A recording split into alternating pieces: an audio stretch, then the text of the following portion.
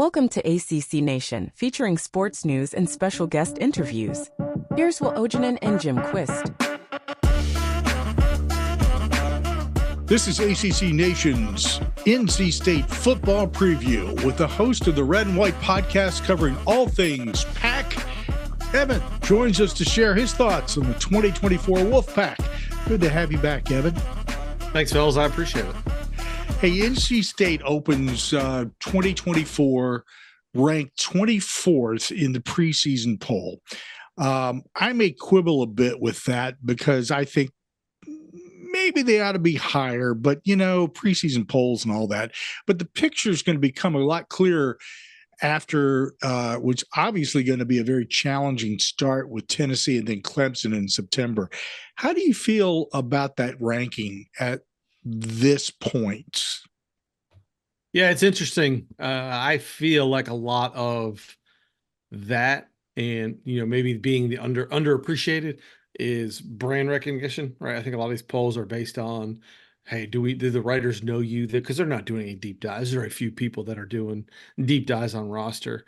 And then the other part of that is the bowl game performance, right? If you're fresh in their mind, if we had won the bowl game against Kansas State, had won 10 games, and that would be what people would be thinking about, and they'd probably be a little higher. But, it is what it is. I think it's fine. It's more of a brand recognition standpoint at this point, and that's probably right about where we are as a brand. We're in the conversation, but we're not really, right? If that's kind of a fair analogy. Yeah, until you put your brand on somebody. If you guys put the brand on Tennessee and then maybe Clemson as well, then people are going to be talking, and suddenly it becomes a different ball game. I can see where you're coming from with that in a heartbeat. I think that applies to an awful lot of teams, unfortunately. Will, go ahead. Let's jump into what's happening with offense, defense, special teams, and much more. Let's do it. And again, Evan, it's good to chat with you again.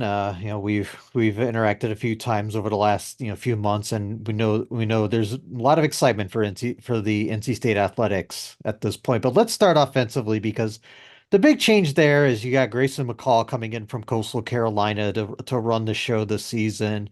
Very good passer. Obviously in finished last season injured, but he's still a really good passer, really dynamic quarterback. What is the expectation with him in this offense? Yeah, it's interesting. I think you'll find multiple sides of the Grayson McCall argument. Like, oh, he came from, Coastal Carolina. Didn't play any Power 5. You look at his Power 5 stats and they'll be like, Power 5 stats aren't that good. I have been on the Grayson McCall bandwagon for at least 4 years now. I've wanted a kid for a long time. All of our listeners will know the same. Like, he is what NC State needs. I think he is a smart player, and especially with Robert and I in the offense, he is a smart player. He's not going to make mistakes. He's going to make the right decisions, and he's going to take care of the ball. You don't need to have a big arm. Like, I think that's just a misconception. Like, the kid is a gamer, and he knows how to play the position. So for me, I expect Grayson McCall to have a fantastic year. I don't care about the competition level. I think he's got the talent around him has also been elevated. So, I have high expectations for him because I'm such a big fan. This running back room, I'm very interested in, because you got three guys who could really make a name for themselves this year. The returners, Kendrick Raphael, but you also have Jordan Waters, who is coming over from Duke, plus Hollywood Smothers, who might have one of the best names in all of college football. So, is this going to be a kind of a committee? I think the workload is going to be Jordan Waters. I think he is he's the proven back. He's the first time we've had a real running back in a long time. And I don't mean that to slight Bam Knight or Ricky Person or any of those guys back there, but he is 1,000-yard back. I think he is doing it over and over again, and he's going to be the workload. I expect him to carry 65% of the rushes. I mean, Hollywood Smothers, they said in the last scrimmage, and fall camp has been super explosive. I imagine he'll get some run. Kendrick Raphael was what everybody was talking about after the spring game, but I think if we're being honest here, the proven experience of Jordan Waters is going to make a difference, and he's the one that's going to carry the load. And I think he's the type of running back that Dave Dorn wants, like reliable. He's going to be patient. He's going to find the creases, and I just expect him to carry the load. I think the other guys they're young, they'll work in, but it's going to be Jordan Waters' show. I'd put money on that one. I really love this receiver room, and Casey Concepcion is going to be a very dynamic player. And as much as I like to bag on Robert and his game situation, he certainly knows how to use special players. And Casey Concepcion is definitely one of those. But it's not just him; it's the other receivers, Noah Rogers, who came from Ohio State, plus Wesley Grimes from Wake Forest. So again, a really deep receiver. And when you talked about what McCall can do, he's also going to have a lot of options to throw the ball to. Yeah, I mean, I think that's one of the things that goes understated about the potential this year. I know the guys are improving. Like, no, Rogers didn't get a lot of playing time at Ohio State. Wesley Grimes had 19 catches last year, something like that. Their talent is undeniable, though. Noah Rogers, 5-star coming out of high school, and he has lived up to the hype so far that he's been here in the spring and in the fall camp. All reports are that he's been phenomenal. And you add those two alone with Concepcion, and you have infinitely more options than you had last year. I mean, that's just I hate to bag on the wide receiver room last year, but they were not good. And now you have those two guys. You have three guys. You have Dakari Collins, who came in from Clemson, 4-star out of high school. He's been getting rave reports. Keenan Jackson's a guy that he's a freshman this year and that has been just tearing it up in the spring by all accounts. I don't expect those guys to play a ton. Then you're bringing in everything. Jonathan Paylor out of high school, another 4-star kid, fringe 5-star kid who will probably be slot, can play running back. He can do it all, but just a superstar athlete, track speed kind of guy, little guy burner. Like you said, Hollywood Smothers, I expect to play in the slot more than I do running back. And then on the tight end side, I mean, Justin Jolie was the highest rated tight end in the portal coming out of UConn last year, and he tore up Tennessee in their game. They don't have a whole lot of options. Now you have those guys in there. We have Juice Farine, who I think he was going through some things last year. He had showed some flashes, but he kind of hit the freshman wall. But I expect more things out of him. He's a super dynamic, more of a wide receiver than he is a tight end, but he's playing the tight end position just because he's big. He's a big guy. So there's just so many options for McCall to move the ball around. And I know I'm forgetting somebody, Terrell Anderson, 4-star out of Georgia, they signed too. I mean, there's a lot of talent in the wide receiver room. It's one of the biggest upgrades that I've seen in a position in my time watching NC State. Yeah, it's like I like this offensive line too because they return a lot of experience. Plus, they pulled a guy from Notre Dame out of the portal, and it's more, a little more experience, and feels like there's a little more depth. So I think this O-line will do really well this year. What do you think? Yeah, I think the O-line might be my question mark, my biggest question mark so far. Just because Zeke Correll from Notre Dame, I think he's going to be great at center. I think he's really good. I know a lot of people are talking about Anthony Belton and his potential. If I'm being honest, I'm not sure where that's going to land. And I think the offensive line is still there's some depth pieces there. They'll have enough guys to work in, but I think your best offensive lineman is Jacarius Peak, and he's not even 300 pounds. So I think you have the potential to be there, and things could come together. And I like what 2J does with the offensive line and how they're going to move them around. I'm cautiously optimistic is probably the way to say that. I just think it is my biggest question mark, despite the depth there. We've heard rumors of Matt McCabe being on the 2 deep. He's a former walk-on. That doesn't really mean anything, but can't be a great sign. Just if we're being honest, it just makes you raise an eyebrow. So we'll see how that works. I expect to be a lot of quick action from the offense, so not to put too much pressure, not a 7-step drops and let McCall throw it 60 yards down the field. I think they're going to be moving the ball pretty quickly, and hopefully the depth at offensive line is going to be what helps us. I mean, Justin Jaramillo came from Oregon, got hurt last year. We don't really know what's going to come of him. There's some potential in some young guys, but again, they're young guys. And that week 2 matchup against David Pierce from Tennessee terrifies me. I mean, that guy is really good. And are we going to be able to block him, or how are we going to game plan around him? Yeah, I mean, the offensive line, I think, to me is my question mark.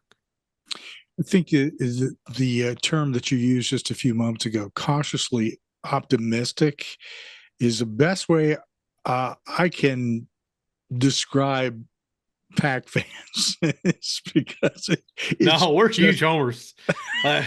We're huge homers. Our last podcast, my co-host was like, we're going 14-0. I was like, well, let's slow down a little bit. Hey, maybe you will. That's not cautiously, but that's optimistic. Yeah.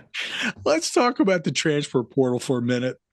I figured once that thing was implemented, that it would take a couple of years for us to start seeing how it was impacting teams, because if you depended solely upon recruiting kids, then you had to go up against all of this bigger, better, that whole nonsense, and then those kids would go to those schools and they'd sit and they wouldn't get an opportunity.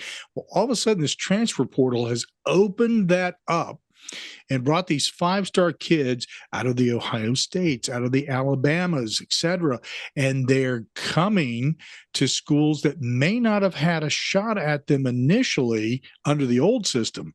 So tell me how you're looking at the transfer portal and how it has changed NC State's football program. And I've got to say, I'm looking at every school basically. I think it's for the better. It's bringing more talent and spreading it out. Are you seeing the same thing? Yeah, I mean, certainly. I think for a team like NC State, where the state of North Carolina produces a lot of Power 5 talent and a lot of high-end Power 5 talent. True. And like you said, Noah Rogers being the perfect example. The guy, we recruited him hard out of high school. We were right in it, but in the end, the lure of the big name, getting on the I don't blame any kid that wants to take their shot there. Didn't work out for him. But him coming back home, right, getting back here where he had that relationship, where it is familiar, I mean, that's huge for our program. I think NC State's not going to be able to recruit with the Georgias, and they struggle to recruit with the Clemsons, right? But if you can get them on the portal, I think that's where we can win, right? We can build those relationships, and when those guys want to come back around, come on back around, right? And I think it's huge for us. And I think our staff has figured that out in the way they have recruited high school, and the portal at the same time has shown that shift of, hey, we can find guys that can win now, right? That can help us win now. I mean, Grayson McCall, Wesley Grimes, Noah Rogers, Justin Jolie, those are guys who played a lot of football, right? Bringing those guys in, Zeke Carell, there's others that we've brought in on the defensive side that have been highly experienced, and it's huge for our program. So yeah, I mean, it's weird. It's weird seeing 2 NC State guys end up at Carolina at some point, but it's a net positive for NC State and the way we run a program. And then on top of that, how our NIL group has come together to kind of figure it out and help the, portal recruiting. I feel like the program is in a good spot here. A couple of years ago on our podcast, we were talking about Dave Doran. Like, I don't think he wants to deal with all this, the stress of all, we were expecting him to hang it up. And it feels like he's got new life now. I think he's got everything going in the right direction. And then you put in Casey Concepcion, right? I mean, he's a hometown kid who has a national exposure last year. I mean, an All-American, freshman of the year in the ACC. That does a lot, right? That does a lot for your recruiting. It's like, hey, you can stay home. You can get that exposure that you would get at the Ohio State if you come here and do the things that you think you can do and that we think you can do. So those kind of a combination of things that have worked out, but the portal itself has been great for NC State. I think that is how our program and other programs like us are going to be able to maintain and compete. You just have to get your evaluations right. Good. I'm glad to hear that that feels good to hear that. I got a strange question for you, and I don't even know why it popped into my head like most things. You guys still have Tuffy beer there at the stadium? Yeah, so they Old Tuffy is no longer. So Okay. we have a new beer agreement with God, I'm gonna forget the name. They make yeah, goodness, I forgot the name of it. It's the So striped cans. I it'll can pop see it, and I back just can't in. think of it. Yeah. That's all right. New It'll pop Belgium back. made Old Tuffy, and Right. it was fine. I think they really missed on the potential there. If I'm a beer company, I'm making a, Miller Lite type beer that you can really, a cheap consumable beer, right? Right. That's what I would do, and make it the beer of it. Um, Damn, that's gonna drive me crazy with the name of that company. Well, I'll tell you what, since R&D Brewing.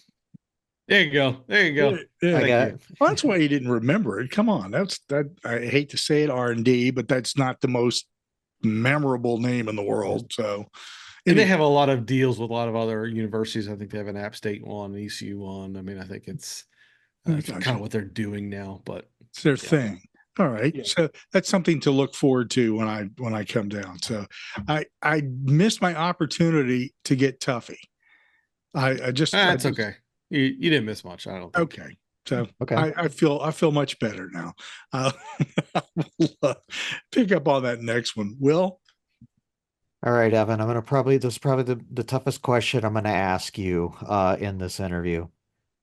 How does NC State replace Peyton Wilson? You don't replace Peyton Wilson. You don't replace the best defensive player that I've ever seen.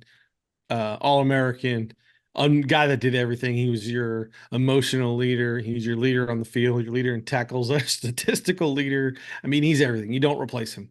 You can hope that your defense as a whole can make up for that loss. And I think that is going to be tough. I think the linebackers are going to be young. Well, I know they're going to be young, so that's part of it. We moved a guy down, Sean Brown, from safety. But I think what we'll see out of this defense, and my expectation of this defense, is more of what Tony Gibson has been known for, more Big 12 style defense, where they're going to try to be disruptive and make plays in the secondary. I think our secondary is going to be very good. Aiden White, Brandon Cisse, some of the other guys that have come in, Robert Kennedy. We have a lot of talent in the secondary, and I think they're going to lean on that and try to make them, let the line be disruptive, and then but bank on the secondary being able to make plays. That's how you Yes. replace Peyton Wilson, but you don't play. You don't the do guy you was an don't athletic freak. Yeah. Yeah, you don't do it singularly. You're gonna have to have a several people replace that. Absolutely. Right.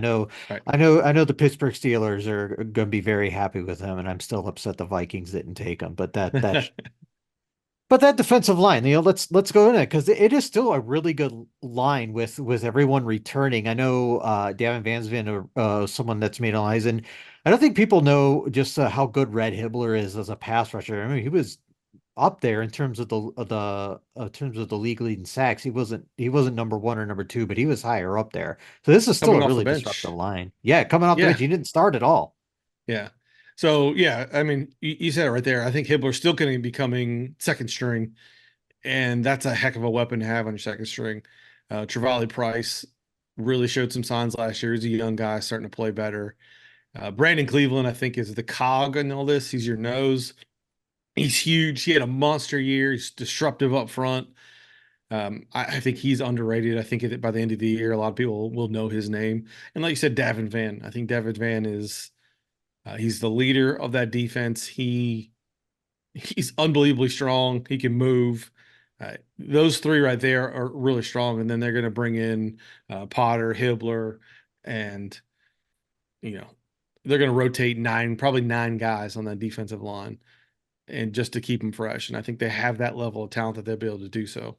But I really love the first three. I mean, Price and Cleveland and Davin Van. I think they're really good players. They're going to be really strong. You mentioned the secondary and how you think they're going to really rely on them a lot this year. Are you talking as like just kind of being kind of, sending people up in the box to disrupt or just kind of playing pass coverage? I think a bit of both. I mean, Tony Gibson has been known to do a little bit of everything, right? He's going to bring heat from different positions. He's going to bring corners in. He's going to safety blitz a lot. He's going to keep you guessing. That's how we're going to be disruptive and try to, um, keep the defense or keep the offenses, out of rhythm. It's not going to be we're not going to hold anybody to zero, or we're going to be a stop them all defense like we have been, a couple of years when you had, um, Drake Thomas and Peyton Wilson and Isaiah Moore and some of those other guys. It's going to be a different kind of defense. I think they're going to be disruptive. But yeah, I think, you've got Aiden White. He's going to lock down just about anybody. I think he's phenomenal. Um, and Cisse on the other side. And I mean, there's a bunch of guys that I think they really like at those positions. I'm trying to think, Devon Betty at the linebacker, but uh, who's the guy? Jihad Carter, they just brought in coming off the injury. He's been really good. He's a little guy from another guy from Ohio State. He was hurt, but playing the back safety. They just have um, a lot of talent down there. Robert Kennedy was our nickel. They really like Corey Coley, the Jacksonville, Florida kid. Um, I mean, there's just a lot of talent they're gonna work around, and I think you'll see a lot of kids playing. But if you're just anchored by the two defensive backs and the safeties, I think they're really strong. It'll be a really strong group. Yeah. Now let's ease into special teams here real quickly and just to take a look here because as we're finding out more and more, special teams are extremely critical in winning games across the board in football, whether it be college or the pros.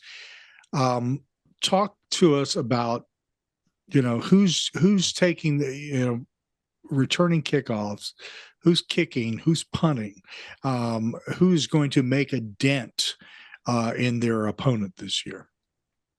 Yeah, so that's probably my other concern as a State fan is going to be the special teams. I mean, we've had our last three punters have made it to the NFL. They are, ridiculously strong legs, and they've been game changers for us. Braden Narveson, our kicker last year. I mean, we had Chris Dunn for a few years, then Braden Narveson last year, who just kicked a 59-yarder in the Titans preseason game. Like, kid's got a hell of a leg, and he was super reliable last year as a 1-year rental. But I mean, he did it. He was strong, and who's going to replace him? We got Noah Vincent. I think I'm going to mispronounce his name. As a kicker, I mean, you don't really know what these kids. I mean, they all have strong legs, but you don't know until they get under the lights with 60,000 people watching them try to kick a field goal. Yeah. I just hope that the offense is not reliant on too many field goals like we have in the past. I think we have more weapons that it shouldn't necessarily be a huge problem. But it is a concern. Todd Gobel's done a fantastic job with our special teams the last 4 or 5 years. We've had all kinds of talent. We've replaced some talent and still been able to have successful and reliable special teams that really haven't hurt us. And in a lot of cases, our punters have been fantastic the last 2 years. Yeah, Narveson last year, he was an underrated kicker in the league. He was so good. Yeah, it'll be interesting to see how they come through. I know they got a couple guys. One position I didn't mention was Shimko, the long snapper. He was our long snapper, freshman, 4 years straight through. Freshman, every snapped every game, and now you have to replace him. Again, I think we'll be fine because they have the reputation of being able to identify these guys. But it is a question mark, right?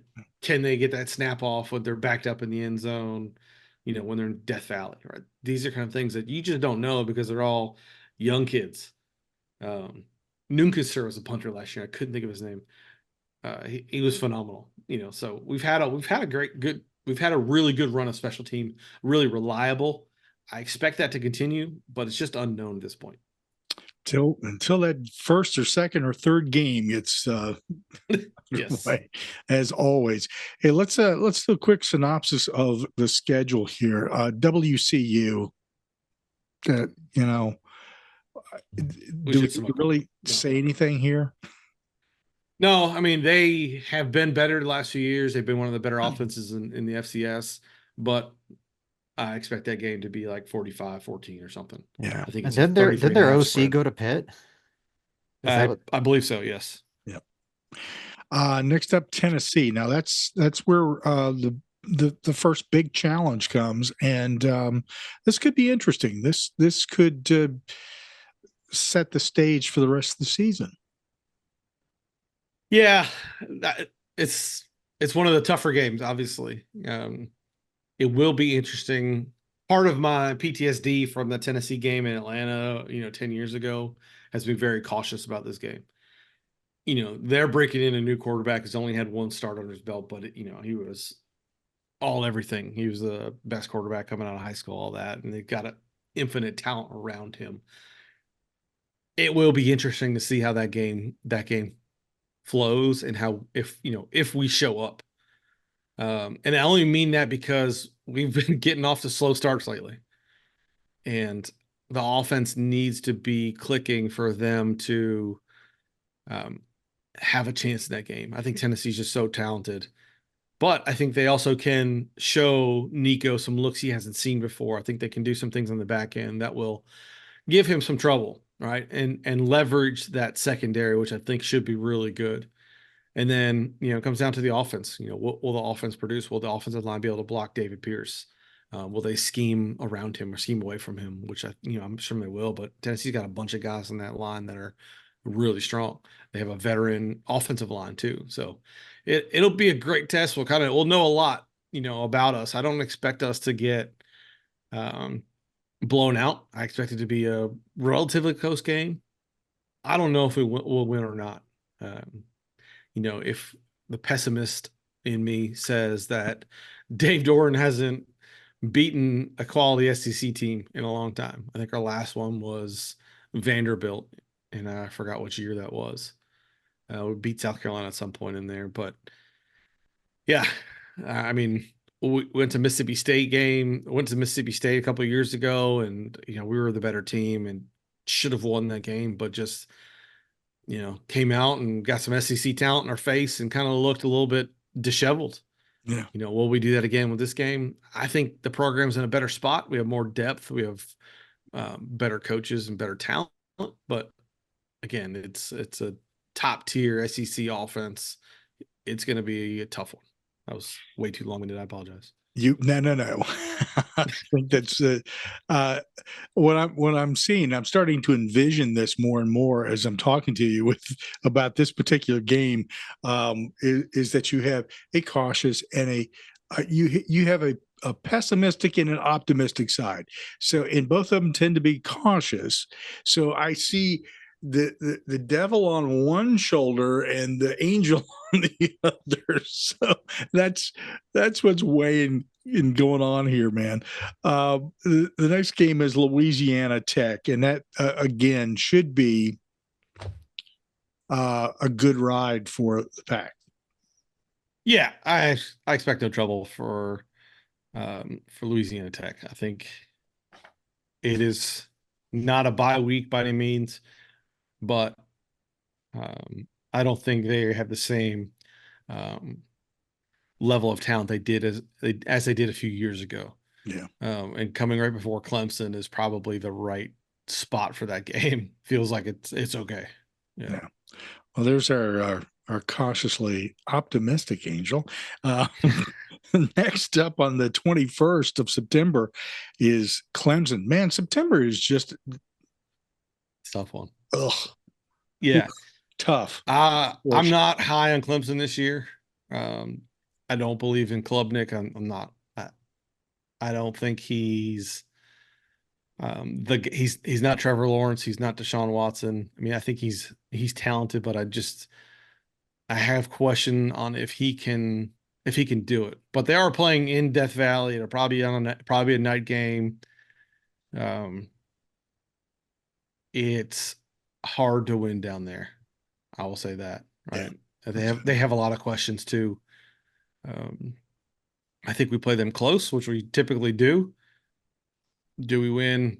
Probably a coin flip at this point. Okay. Next up, NIU, then Wake Forest and Syracuse. I realize that there's some, the connection with NIU, and that was where it was in my backyard where I used to live. And sometimes they're good, sometimes they're bad, and sometimes they sneak up on you. But I don't see this as a problem game. Yeah, I mean, as the schedule as a whole is pretty favorable for NC State outside of going to Clemson. You get all of these games at home, NIU, Wake, Syracuse at home, and then you get the two newcomers, Cal and Stanford, one on the road, one at home. Mm-hmm. Wake, I don't expect to be great this year. I feel like we played them pretty well in Carter Finley, but Dave Clawson is a pest and Wake Forest is a pest, so who knows? And I don't think anybody knows what to expect with Syracuse. I just don't think they have the talent. So I feel like State should be, touchdown, 10-point favorite in all three of those games at the very least, being at home especially. But we'll see how they fare coming out of, Clemson and Tennessee. All right, go ahead and slide into Cal and Stanford. Yeah, I've heard people call Cal the upset watch pick. State's having to travel cross country. I don't see it. Does Cal have the talent? They scraped together 4 different quarterbacks last year, one of them being our 4th-string walk-on. Wilcox is a decent coach. I think their defense will be okay, but I just don't see Cal having the horses to keep up with a lot of teams this year in the ACC. Stanford the same. I do love Stanford's quarterback, Ashton Daniels. I think he's a phenomenal quarterback. I think his deep ball is really good. Again, they just don't have – I don't think they have the depth and talent. I mean, Stanford hasn't been able to add anybody in the portal for all kinds of reasons, but and they get them after the bye. So they'll be coming back from California. They have a week off, and then you get Stanford. I feel all right about that. And then wrapping up with Duke, Georgia Tech, and North Carolina. Yeah, for some reason, Duke game's always close, right? It's closer than it should be. And heck, they beat us last year. Manny Diaz, what is he going to be able to do? I think they lost a ton to the portal. I don't know if they replaced all those guys. I know they picked up a couple, picked up the kid from Virginia Tech on the D-line, or maybe the Duke kid went to Virginia Tech. I can't remember. I just don't think Duke's going to have it this year. I think they're going to really struggle. Georgia Tech, if you had to ask me about one upset game, it would be Georgia Tech in Atlanta Thursday night. At the late in the year, Georgia Tech could quit by then, or they could be rallying. You're not really sure what to expect, but that's the one that raises my eyebrow. I'm not as comfortable with that one as I am some of the others. And then the Carolina game, it goes either way any year. I mean, I've seen them beat us with a safety at quarterback, and I've seen us beat the crap out of them. 3 years in a row. Will it be 4? Probably. I don't expect Carolina to be able to. They have a lot of question marks. I mean, Omarion Hampton is fantastic, probably the best running back in the ACC. But after that, who's quarterback? I mean, are you really going to rely on Max Johnson? Who's he going to throw to? I don't know. Carolina's got a lot of questions, and then it's just Mac Brown. I don't know if they've got it. So, but again, those are always coin flips. It should be a good game. Should be fun at least. They always are. But yeah, I mean the Georgia Tech one is the one that stands out to me in those last 3. That's the one I'm like, you better focus and get that done. So there's no question about a bowl here. No, there shouldn't be. I mean, if anything, the schedule alone should be, should guarantee bowl. I think even if, I mean, about if 10 they have wins? to, yeah, I mean, if Grayson McCall goes down and we're playing, Joe Blow at a backup quarterback, I think they're just going to run the ball. And I think they'll have enough talent to be able to do that successfully against this schedule. So I feel like a bowl is certain, Let and me that's probably pin could be you down considered. on 10 wins. I mean, it feels pretty good. Like it feels like it should be the one. Like, but you do have, Tennessee and Clemson. You could very easily lose both of those games, and then if you do slip up at Georgia Tech, there you go, down 10 wins, right? That goes out the window, and it's not something that NC State has historically done. I think this team and this schedule certainly sets up better for 10 wins. Yeah. Okay. Sounds good. Will? Yeah, just gonna throw in a couple final thoughts to close, and I think I'm with you guys on NC State. I think it's beneficial that the two toughest game are in the first 4 weeks of the season because if you win them, that's gonna do nothing but great things for the Wolfpack, and you're gonna be favored in every game the rest of the way just on paper. As we record this on August 20th. And I think, yeah, the toughest game probably after that, I agree with Evan, is Georgia Tech. Now, they can score with just about anybody else in the league, but the question is, can they stop anybody? And that's where Very true. I am a little worried and would still lean the Wolfpack's way in that game. So yeah, I think we got that. And then my final thought is anybody else find it weird that the last home game of the season for NC State is on November 9th, 3 weeks before the end of the season? Very strange. Yeah, it's very abnormal for us. Yeah. This whole schedule for across the ACC is kind of bizarre a world. It's so weird looking at Cal and Stanford as conference games on our schedule. I mean, for the divisionless ACC, and I don't say this very often, but it seems like the ACC actually did NC State a favor this year with their first year with this schedule. I mean, it is very favorable. It puts them in prime position to be in Charlotte. I mean, you don't have Virginia Tech, you don't have Louisville, Miami, Florida State. I mean, I don't think any NC State fan could ask for anything more from a schedule. Even if you do lose that Clemson game, you feel pretty good that there's not going to be too many other teams that are 1 or 2 losses in this league right now. Interesting stuff. Hey, great preview of what's to come with the Wolfpack, and appreciate your thoughts too on that.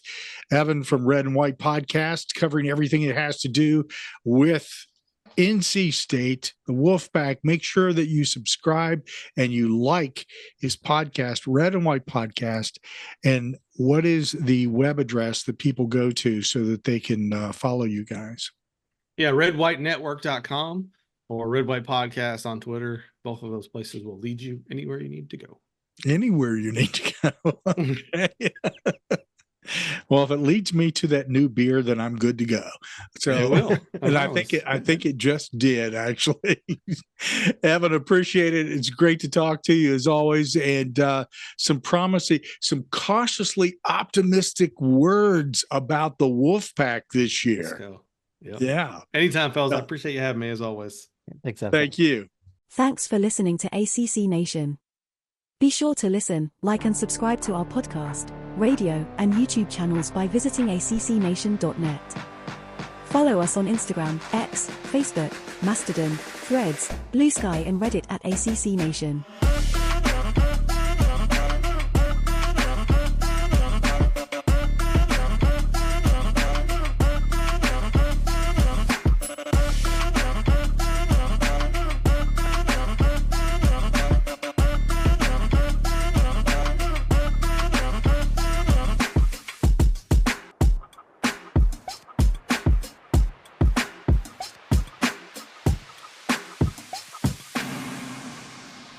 ACC Nation.